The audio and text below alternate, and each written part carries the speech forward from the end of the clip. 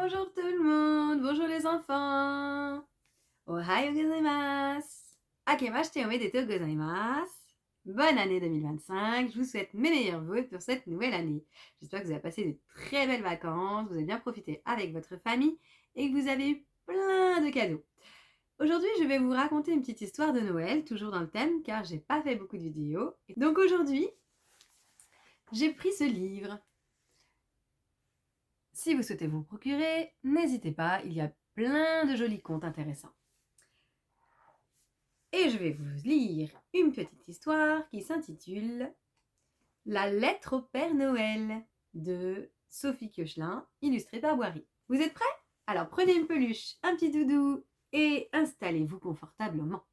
À tout de suite.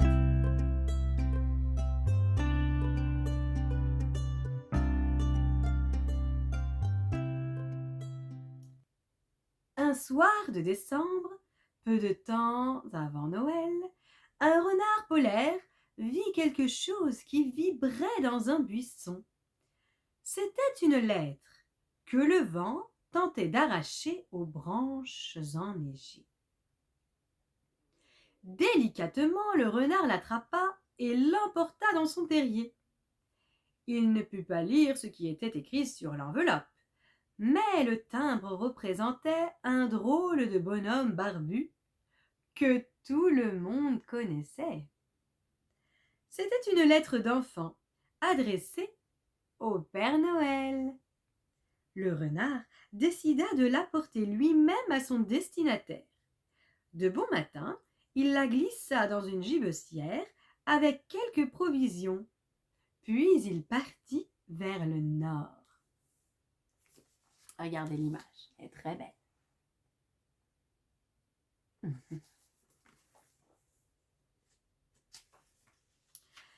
Après des jours de marche dans la neige et le froid, le renard atteignit enfin le domaine du Père Noël.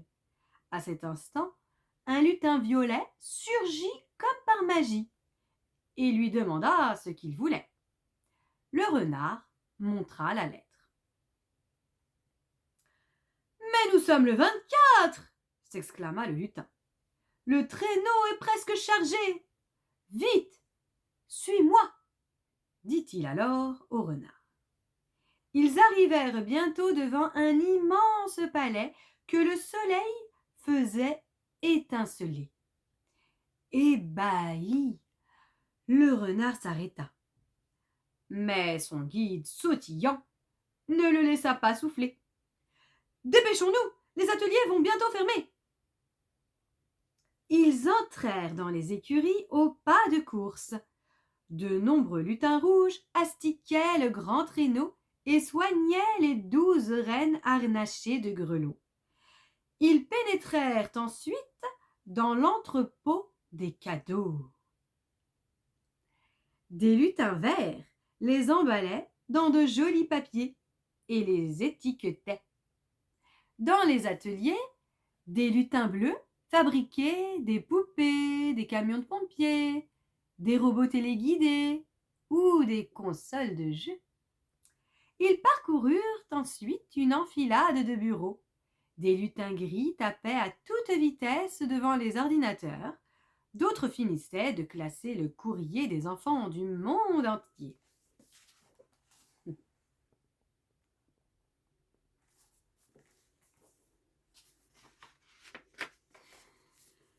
« Nous sommes arrivés, ça y est !» dit enfin le lutin violet en grimpant 4 à 4 les marches d'un bel escalier. Une porte en bois s'ouvrit et le Père Noël apparut en robe de chambre rouge. « Entrez, mes amis, je vous attendais. Montrez-moi donc cette lettre. » Pendant que 2 lutins jaunes apportaient au renard un copieux petit déjeuner, le Père Noël chaussa ses lunettes pour lire le message. « Eh bien, ce petit garçon a de la chance. Il aura son train électrique, » s'exclama-t-il. « Modèle XB72, » précisa-t-il au lutin violet qui fonça aussitôt vers les ateliers. « Sans toi, cet enfant n'aurait pas eu de cadeau de Noël, » dit alors le Père Noël au renard. « Pour te remercier, que dirais-tu de venir avec moi ?» Et c'est ainsi que cette nuit-là, un heureux petit renard blanc accompagna le Père Noël tout au long de sa tournée.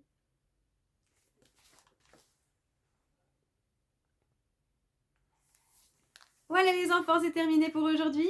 Si la vidéo vous a plu, n'hésitez pas à liker, à partager et à vous abonner à ma page pour plus d'histoires pour les enfants. À bientôt, bisous bisous.